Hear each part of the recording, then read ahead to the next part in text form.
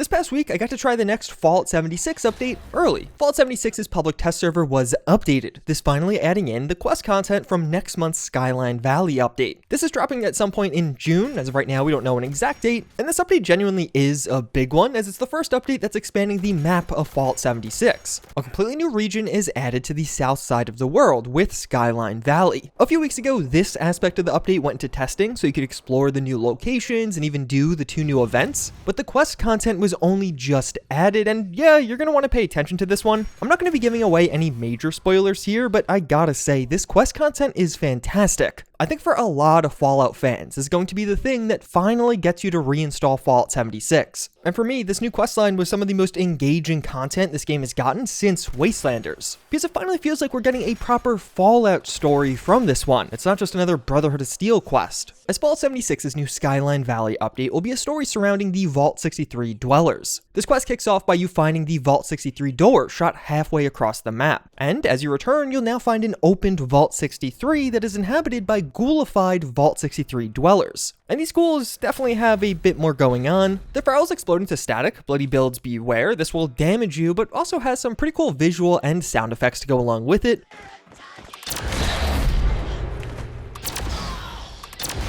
But side by side with the ferals will also be regular ghouls who can use ranged weapons against you, which makes the Lost a fairly difficult fight. They can both sprint at you to explode, but also shoot you from afar. And these enemies being interesting actually matters, because after some discoveries at Vault 63, you'll be led to the newly added Skyline Valley region. And the devs really did a great job at making this area feel completely distinct. You're going to find the Lost all throughout this new area, and the fact that they're both tougher as well as a more interesting enemy does go a long way to make the exploration feel a bit more interesting. It's not just a bunch of Scorched or Raiders. This portion of Appalachia genuinely feels distinct compared to the rest. In addition, there's going to be some totally new mutated turkeys known as thrashers scattered throughout, and perhaps the single most defining feature as you walk into Skyline Valley, you'll notice the weather change with this wild storm taking over. And this really was one of the parts of the DLC they nailed. You really are just going to the south side of Appalachia, but it genuinely feels like you're being transported to a totally new world and region. Shenandoah is a real-life national park, and that is well represented here, with several notable locations from real life returning in the DLC, but even this introductory quest has you walking along Skyline Drive. This is pretty cool because it's exactly what you would do as a real-life visitor to this park. The weather here also has a major presence. You'll notice lightning striking the ground, and this isn't casual. It'll command your attention as it'll shake your screen, but also is just very loud. They really did a great job with the effects and sounds throughout this entire DLC. And early on, as you're just approaching some of these early quests, you really feel like you're in a horror game. This DLC does a great job at establishing an atmosphere. It feels like you're walking into a new and kind of scary world where you don't know exactly what's going on. And don't worry, I'm not going to ruin what's going on for you. This one feels very distinct compared to all of the past Fallout 76 DLCs, and honestly, I think that's why I enjoyed it so much, and many of you will as well. The Skyline Valley quest content is completely Fallout 76. It's the first time we have a vault opening outside of our own Vault 76 opening. You'll be introduced to the ghoulified residents of Vault 63, as well as their Vault Overseer. These characters are super compelling and interesting. I found for me, this questline immediately sucked me in because it introduces a lot of curiosities. Why are these people all ghouls? What's going on with the weather? And why does the Overseer look like this? But it'll take the process of going through the questline and getting to know some of these characters more, and even exploring the vault to get some of those answers. And the Overseer here is probably my favorite character from the DLC overall, and really one of my favorite characters from Fallout. He gets very philosophical. You were to repair a ship by replacing it plank by plank,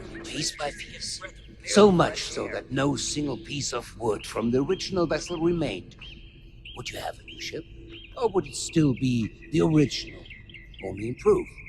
Early on, he'll ask you some moral questions. You'll later realize how this parallels some other conflicts you'll have to deal with over the DLC, but some of these questions are genuinely difficult. It really reminded me a ton of Far Harbor, and I was enjoying some of these prompts from this Overseer just as much as I was enjoying some of Dima's prompts, which I think is a massive praise. And the DLC is really fun as this gradual unveil. You'll be going through various sections of Vault 63, which is absolutely massive, the biggest vault ever created, and as you're exploring it, you'll find many different wings that'll give you background information on the vault via terminal entries, notes, notes or even just visibly seeing what kind of experiments they are conducting. But then you'll complement all of this background information with dialogue or notes from the major characters as you're completing the quests. This DLC definitely introduces quite a bit of new lore for Fallout 76, but they also did a great job at giving you a ton of optional dialogue choices to really dive into that and find out what is going on here. And while Vault 63 and its dwellers truly are the cornerstone of this story, finding out what happened to them, why are they all ghouls, what is the Lost, and what's the solution for all of this, you will also just be working directly with some of the Vault 63 inhabitants. There'll be some side quest and content you could do with them. It's technically a part of the main quest, but it's really more of a side activity. Although thankfully, this questline doesn't only look at the Vault 63 dwellers and also ventures into some of the other uniquely Appalachian factions. The local government gets involved here, although I don't want to talk too much about that, and even the Mothman cultists have a natural way to connect to all of this. It's still not a full-fledged Mothman cultist DLC like many of us want, but it's definitely the closest we've had thus far, and hey, you even end up with a new Mothman cultist outfit, which I think looks pretty fantastic. And I think the reason many of you are going to love this one is twofold. On one hand, it's just more interesting than most of the other Fallout 76 DLCs in its subject matter. Even just the first 30 minutes, you'll notice this one really feels like a Fallout DLC instead of just a Fallout 76 DLC. It'll suck you in with an interesting, compelling story, and if you felt some of the past options were amiss because of how basic their storylines were, this is going to be the one you want to try. This update's different than those. But also, I just think the writing is really good here. The Vault has a compelling mystery that you're going to want to uncover. The Overseer is genuinely interesting, and I enjoyed conversing with him pretty much at all points. And as you're progressing through the questline, there'll be a variety of twists and turns that will keep you interested in wanting to find out more. A lot of the time, it felt like the responses I wanted to give during the quest were the dialogue choices available to me. I felt well represented and like I could roleplay to some degree. And the fact that you do get answers for a lot of things made this questline feel very satisfying. There definitely could be a part 2 on the way, but by the end of this one, I really felt like I had a good idea of what's going on here. And over the course of this questline, you will be faced with some major and difficult decisions. There were times where I genuinely didn't know what to pick, and you'll see the consequences of those actions, and some of these get really dark. Although with all of that said, this questline still isn't perfect. As much as it feels like a Fallout DLC, it definitely still is a Fallout 76 DLC with its own quirks as a result. It almost reminds me of Cyberpunk 2077, where yes, you can make some major choices around the outcomes of certain quests and really towards the outcome of the questline overall, but the day-to-day stuff, the individual quests in the middle are fairly linear. Like sure, there's dialogue choices, but there's really only one that's progressing things. And while for many players, you'll have a distinct ending because the different endings between this one are very distinct, but the path you took to get there will be pretty familiar. You'll probably go on a similar journey to many of your friends. Thankfully, that journey is quite enjoyable, and there really isn't all that much in the way of side quest content. It's really just the main quest line. It is a decent length though. This quest line will probably take you around 3 to 5 hours to complete depending on how deeply you dive into this content, but honestly I think that's fine. One of the reasons I think this update overall will bring so many of you back into the game or even into the game for the first time is we're getting content for just about everyone. The new quest line is great. I think a lot of you out there will play and really enjoy this one. It feels like more Fallout content. But even beyond that, we are getting these 2 new events which directly tie into the contents of the quest line and will make a lot more sense after you beat the quest. One of these is a new boss fight. It'll be triggered by nuking this region, but if you want to know what this weather control machine is and even what these epic robots are, it's going to be fully explained during the questline, and otherwise you may be a bit confused as to what's going on here. And the same goes for this other newly added event. You'll be charging up power stations and fending off against the Lost. For a long time with Fallout 76, we've been getting quest content in one update and then actual event content in another. It's really nice that we're finally getting this all at once, and it feels like we're seeing a considerable bump up in the amount of content from this update. This is a pretty sizable update that adds in a ton of very enjoyable content, but also a bunch of new rewards. There'll be several new weapons added in by this one. Some of these are just new weapons that you have to unlock via completing events or grinding, but also over the course of the quest, you'll get some pretty powerful uniques granted to you. So there'll be a special skin as well as a fixed set of legendary effects, and some of these are very powerful and can be very handy with an appropriate build. In addition, there's going to be several outfits as well as a variety of new camp objects added in. So with all of that in mind, I really think this could be the update to get a lot of you to return to Fallout 76. We're finally getting a proper Fallout story from this game, and between the quest content, new events, and all of the other content you probably missed over the past couple of years, you very well may end up spending a good couple months playing Fallout 76 this summer. But until this drops, check out this video for the best new mods to download for Fallout 4.